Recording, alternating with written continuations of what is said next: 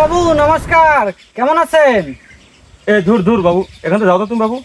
কেন বাবু, কি হয়েছে? আপনার মন খারাপ দেখতেছি। মন খারাপ হবে না বাবু, আমার এই যে এতগুলা গরু। এই রাম রাম রাম রাম, কি বলছেন কাকা বাবু? আপনি আমাদের মাকে গরু বলছেন?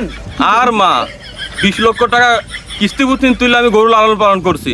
এই কুরবানি ঈদে যদি গরুগুলো বিক্রি না হয় তাহলে কি আমি কিস্তি দেবো কই থেকে? কেন বাবু, গরুর দুধ দহন করে লোন পরিশোধ করবেন? এই মিয়া, ওরে তোমার মাথা না গোবরের ঢিপে? কেন বাবু, আমি আবার কি করলাম? ধুর বাবু, আমাকে যে দুধ দহন করার কথা বলতিছো, আমার এই ষাঁড় গরুর থেকে কিভাবে দুধ দহন করবো? ঠিকই বলেছেন বাবু, আমারও তো 2টা ষাঁড় গরু আছে। এখন আমি কি করব ভাবতেছি। তো কি করা যায় বাবু, একটু বলেন তো। হ্যাঁ মশাই, আমিও তো সেটাই ভাবতেছি।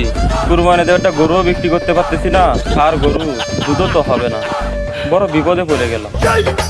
কি আর করবেন কাকা বাবু, মূত্র বোতলজাত করে সেল দেওয়া শুরু করুন। তাছাড়া কি আর করবেন বলেন, গরু হত্যাও করতে পারবেন না, আর ষাঁড় গরুর দুধও দহনও করতে পারবেন না। এখন আমি মূত্র ছাড়া আর কোনো বিকল্প পথ দেখছি না।